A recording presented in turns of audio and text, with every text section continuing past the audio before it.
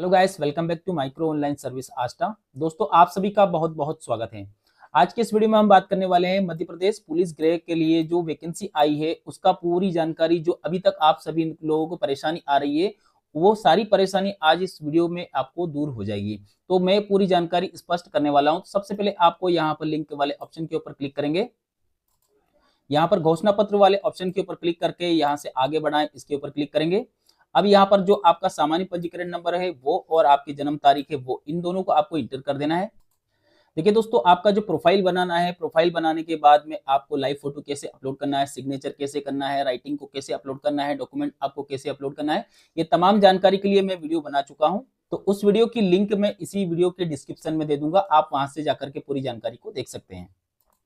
अब देखिए, एक एक जानकारी स्पष्ट तरीके से आपको समझ लेना है। अगर आप भूतपूर्व सैनिक है तो आपको इस वाले ऑप्शन के ऊपर क्लिक लगाना है। और यहाँ पर देखेंगे, अगर आप नगर सैनिक वगैरह कुछ हो तो आप इस वाले ऑप्शन के ऊपर क्लिक करेंगे। और इनमें से कुछ भी आपके पास नहीं है तो आप बिना वर्ग वाले ऑप्शन के ऊपर क्लिक करके यहाँ से आगे बढ़ जाना है। देखिए, अगर आप यहाँ पर ये बिना वर्ग वाले ऑप्शन के ऊपर क्लिक करते हैं तो यहाँ पर क्या क्या होता है वो आपको समझ लेना है। अगर आप भूतपूर्व सैनिक के लिए यहाँ पर देखेंगे तो ये ऑप्शन यहाँ पर हाइड हो जाएगा, आपको कुछ नहीं करना है।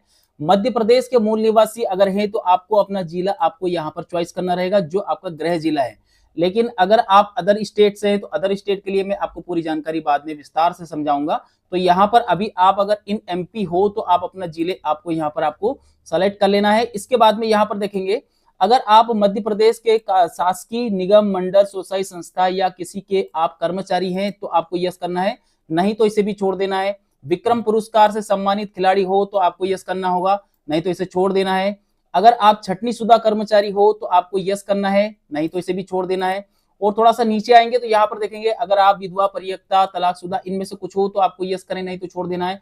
अगर आप आदिम जाति या फिर अनुसूचित जाति, अनुसूचित जनजाति, अन्य पिछड़ा वर्ग के अगर आप किसी भी वर्ग से हैं और अगर आपने अंतरजातीय विवाह पुरस्कृत में अगर आपके पास कोई सर्टिफिकेट हो तो यहाँ पर आपको क्लिक करना है, नहीं तो इसे नो करके आगे बढ़ जाना है। इसके बाद में देखिए, यहाँ पर क्या आप शासकीय नियुक्ति के लिए यहाँ पर आपके पास सम्मिलित किसी भी वर्ग का आपके पास बोनस आप लेना चाहते हैं, बोनस अंक अगर आप लेना चाहते हैं तो यहाँ पर आपको कुछ जानकारियां दी गई है, वो जानकारियां आपको समझना होगा। यहाँ पर देखेंगे, हाल ही में भारत पाकिस्तान संघर्ष में मृत सैनिकों के प्रत्येक सैनिक के घर परिवार से अधिक 2 आश्रित व्यक्ति हो तो आप यहाँ पर अप्लाई कर सकते हैं। निर्वाचित या अतिशेष कर्मचारी हो या फिर अतिशेष कर्मचारी को या फिर 1981 की अतिशेष कर्मचारी गणना हो और यहाँ पर कार्यभारित या आकस्मिक निधि वेतन वाले कर्मचारी हो या फिर अगर आपके पास एनसीसी जैसा कोई आपके पास सर्टिफिकेट हो जो सी प्रमाण पत्र हो तो आपको यहाँ पर अप्लाई करना है, नहीं तो छोड़ देना है। अगर आप वर्मा या फिर सिलोन से आए हुए अगर भारतीय नागरिक हो तो आपको इस वाले ऑप्शन के ऊपर क्लिक करना है। अगर इनमें से कुछ नहीं है तो आपको यहाँ पर नो या नहीं वाले ऑप्शन के ऊपर आपको क्लिक कर देना है। अब देखिए, यहाँ पर आपके सामने 2 ऑप्शन आपको देखने को मिल जाएगा। इन दोनों ऑप्शन को आपको चॉइस करने से पहले आपको समझ लेना है। देखिए, यहाँ पर देखेंगे, एक तो होता है आपका आरक्षक विशेष सशस्त्र बल और दूसरा है आरक्षक सामान्य ड्यूटी, मतलब जनरल ड्यूटी जिसे हम जीडी बोलते हैं। तो ये जो आपका विशेष सशस्त्र बल है वो केवल पुरुष उम्मीदवार ही यहाँ पर अप्लाई कर सकते हैं। अगर आप यहाँ पर कैटेगरी में आते हैं, पात्रता है आपके पास, तो आप यहाँ पर इसको क्लिक करेंगे और नहीं है तो आप इसे छोड़ दीजिएगा। यहाँ पर देखेंगे, सामान्य ड्यूटी अगर आप जीडी के लिए अप्लाई कर रहे हैं तो यहाँ पर विशेष सशस्त्र बल को छोड़ करके, विशेष सशस्त्र बल का मतलब ये होता है कि ये वाली वैकेंसी को नहीं छोड़ना है आपको। इसका मतलब होता है, अगर आप विशेष सशस्त्र बल का पहले से अगर आप कार्यरत है और अगर आप करना चाहते हैं तो यहाँ पर इस वाली वैकेंसी में आप अप्लाई नहीं कर सकते हैं। तो ये जानकारी बड़ी अहम है आपके लिए। इसका मतलब यही होता है कि अगर आप विशेष सशस्त्र बल को छोड़ करके आप यहाँ पर सामान्य ड्यूटी के लिए अप्लाई कर सकते हैं। अब इसको कुछ इस प्रकार से समझेंगे। देखिए, जो विशेष सशस्त्र बल होता है वो बड़ी पोस्ट होती है और आरक्षक जीडी जो होता है वो छोटी पोस्ट होती है। अगर आप पहले से बड़ी पोस्ट पे है तो आप छोटी पोस्ट के ऊपर अप्लाई नहीं कर सकते। तो इस प्रकार से आपको इस यहाँ पर इस वाली इन दोनों पोस्ट को आपको समझना है। अगर यहाँ पर दिया गया इसमें कि अगर आप विशेष सशस्त्र बल को छोड़ करके यहाँ पर ये वाला ऑप्शन है तो आपने इससे पहले अगर विशेष सशस्त्र बल में अगर कहीं ज्वाइनिंग लिया हो और अगर आपके पास कोई सी भी आपके पास उसका सर्टिफिकेट हो या फिर एक्सपीरियंस हो तो आप यहाँ पर भर्ती इस वाली भर्ती में अप्लाई नहीं कर सकते। हाँ, ऊपर वाली जो आरक्षक जो विशेष सशस्त्र बल है इसके लिए आप अप्लाई कर सकते हो। अब देखेंगे, अब यहाँ पर अगर बात करते हैं, जैसे हमने सामान्य ड्यूटी के लिए अप्लाई किया है, अब जिसके लिए आप अप्लाई कर रहे हैं तो यहाँ पर आपके सामने जो वो विकल्प है, वो विकल्प आपके सामने यहाँ पर इस प्रकार से आ जाएगा जो आपने यहाँ पर लिया है। अगर आप दोनों लेते हैं तो यहाँ पर ए और बी दोनों आता है, ठीक है। तो यहाँ पर देखेंगे सबसे पहले आपको पोस्ट प्रेफरेंसेस आपके सामने यहाँ पर आ जाएगा। अब जैसे आप पोस्ट के ऊपर क्लिक करते हैं तो आपके सामने इस प्रकार का एक ऑप्शन आता है, क्या आप शासकीय सेवा में नियुक्ति के लिए नीचे दिए गए विभिन्न वर्गों में सम्मिलित हैं। मतलब होता है जैसा मैंने अभी आपको बताया था, सेम वही प्रोसेस।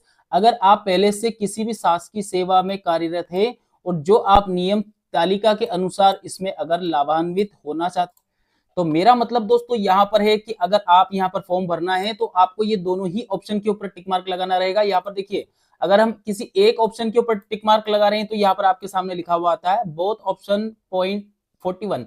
41 मतलब ये होता है, इसका पॉइंट का नाम है, यहाँ पर दिख रहा है। तो यहाँ पर देखेंगे इन दोनों ऑप्शन के ऊपर टिक मार्क लगाएंगे तो ही आप फॉर्म को यहाँ पर अप्लाई कर पाएंगे। तो ये दोनों ऑप्शन के ऊपर टिक मार्क लगाना कंपलसरी है। यहाँ पर सेव डिस्ट्रिक्ट करेंगे, यहाँ पर क्लिक करेंगे तो आपके सामने कुछ इस प्रकार की जानकारी आ जाएगी। देखिए, जैसे आप प्रेफरेंसेस के लिए क्लिक करते हैं तो आपके सामने कुछ इस प्रकार की जानकारी ओपन होकर के आ जाएगी। अब सबसे पहले यहाँ पर देख लेना है आपका जो 10वीं की योग्यता है, 10th की मार्कशीट है, उसका आपको रोल नंबर, उत्तीर्ण वर्ष और बोर्ड का नाम, ये सब आपको यहाँ पर इंटर कर देना है। अब हम बात करेंगे डिस्ट्रिक्ट चॉइस फिलिंग की, तो वो किस प्रकार से करना रहेगा। सबसे पहले तो एक बात आपको समझ लेना है कि जो आपका गृह जिला है वो गृह जिला इसमें आपको नहीं मिलेगा, आपको दूसरे जिले में ही प्राथमिकता देना होगा। लेकिन 1 बाय 1 और शॉर्टकट तरीके से आपको कैसे करना है पहले वो समझ लीजिए। देखिए, मान लो आपको यहाँ पर किसी 10 आपको जितनी भी आपकी पोस्ट है वो आपको सेलेक्ट कर लेना है। 10 आपने सेलेक्ट कर लिया। अब इसके बाद में आप चाहते हैं कि फटाफट हमारा काम हो जाए, तो मैं आपको एक शॉर्टकट भी बता देता हूँ।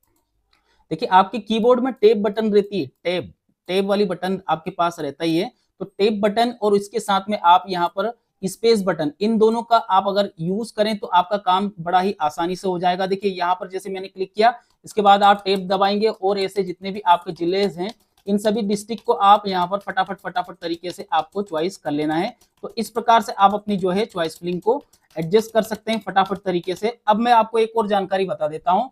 चलिए, इसके बाद में मान लो जैसे यहाँ पर आपके सामने कोई 4 डिस्ट्रिक्ट आपको है, ऐसा लगता है कि आपको लास्ट में ही लगाना है और आपने यहाँ पर फर्स्ट में, जैसे मान लो मैं एक उदाहरण के लिए बता रहा हूँ आपको, जैसे हम जैसे सीहोर जिले के हैं और हमें अगर जैसे भिंड और जो है मुरैना ये थोड़ा सा दूर पड़ता है, तो हम चाहते हैं कि इसको हम थोड़ा सा पास वाले हम पहले ले लें और इनको हम हटा दें। तो इसको कैसे हटाएंगे, तो यहाँ पर देख सकते हैं मुरैना और जो भिंड है, तो यहाँ पर इन दोनों को हमने यहाँ से टिक मार्क हटाया।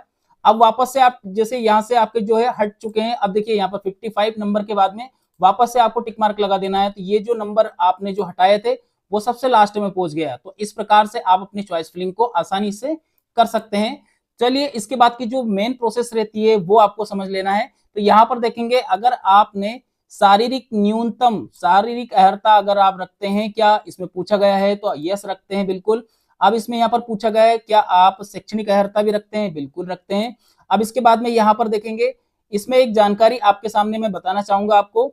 यहाँ पर पूछा गया है यदि आप एसटी अनुसूचित जाति श्रेणी से यहाँ पर उम्मीदवार है, अनुसूचित जनजाति श्रेणी मतलब यहाँ पर लिखा हुआ है अनुसूचित जनजाति एसटी श्रेणी के उम्मीदवार है, तो क्या आप 10वीं के बोर्ड या उससे उत्तीर्ण किया है शिक्षा से, तो आपको यहाँ पर एसटी कैटेगरी के लिए रहता है।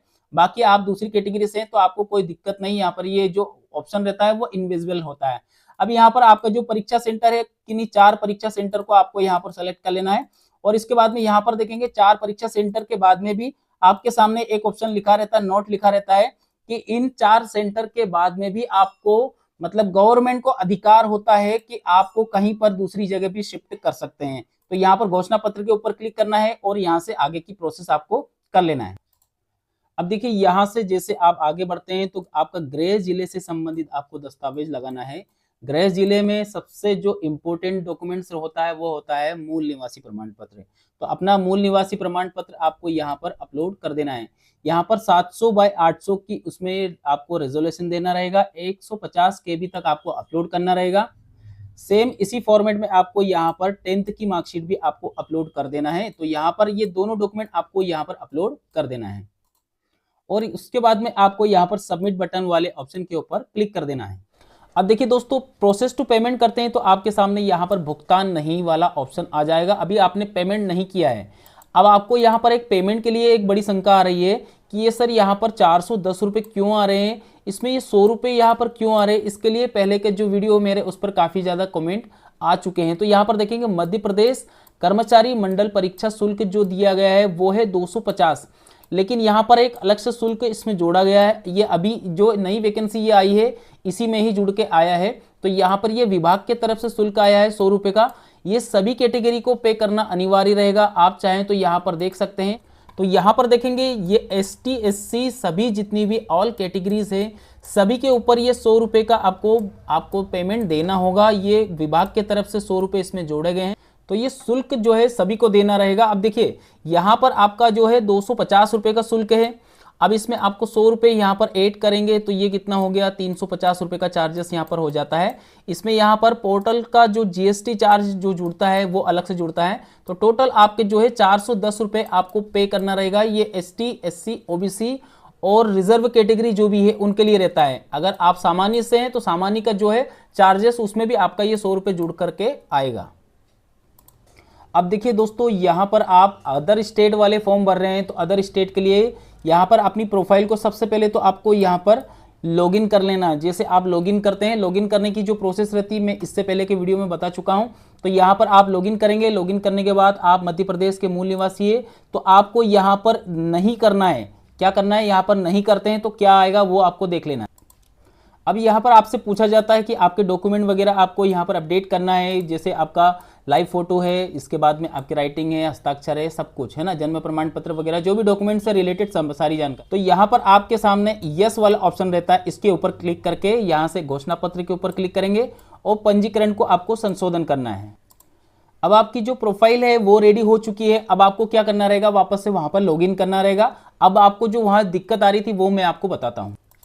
अब देखिए यहाँ पर आप जो अदर स्टेट वाले हैं उनके लिए हमने जैसे यहाँ पर ओपन किया फॉर्म, वहाँ पर ओपन किया, आपने जैसे आप प्रोफाइल बनाते हैं वहाँ पर आपने लिखा मध्य प्रदेश के मूल निवासी हम नहीं हैं, तो आपका जो गृह जिला है वो यहाँ से हट जाएगा क्योंकि आप मध्य प्रदेश के मूल निवासी नहीं हैं। आपके जितने भी आरक्षण से संबंधित जानकारियाँ ये सारी हाइड हो जाएगी। अब आपको नीचे क्या करना है, यहाँ पर सेम यहाँ पर आपको ध्यान देना है, इन दोनों ऑप्शन के ऊपर क्लिक कर देना है। जैसे आप यहाँ पर दोनों के ऊपर आपको क्लिक करना रहेगा, 1 बाय 1 आपको क्लिक करने के बाद में आप यहाँ पर देखेंगे, आप यहाँ पर click here to select district preferences, इसके ऊपर क्लिक करना होगा। तो यहाँ पर जितने भी डिस्ट्रिक्ट यहाँ पर टोटल, तो यहाँ पर जो MP के जितने भी डिस्ट्रिक्ट दिए गए हैं वो टोटल यहाँ पर आपके सामने दिख जाएगा। अब यहाँ पर जो आपको लगता है उसके ऊपर आपको चॉइस फिलिंग करना रहेगा। 1 बाय 1 आप अपने अनुसार यहाँ पर टोटल चॉइस फिलिंग कर सकते हैं। तो इस प्रकार से आप अदर स्टेट वाले भी अपना फॉर्म को यहाँ पर इस प्रकार से आवेदन कर पाएंगे। तो आज के लिए इतना ही दोस्तों। वीडियो अच्छा लगे तो एक लाइक करके चैनल को सब्सक्राइब करें, वीडियो को लाइक करें। धन्यवाद आप सभी का वीडियो देखने के लिए। आपका दिन शुभ रहे। जय श्री राम।